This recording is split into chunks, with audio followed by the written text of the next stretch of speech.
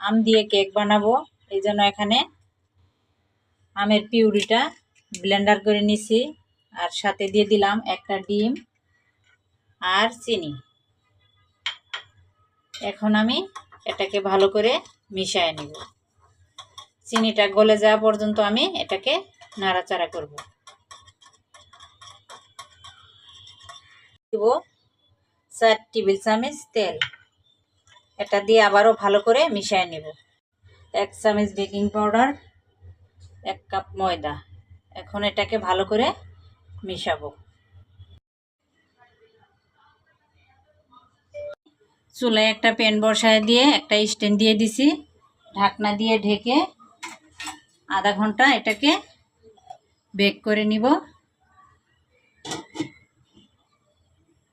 থাকতেই আম দিয়ে perfect cake বানায় নেন। এটা কিন্তু খাইতে ভীষণ সুস্বাদু হবে। এখনো কেক বানাইছেন? না বানালে আমার রেসিপিটা দেখে আসেন।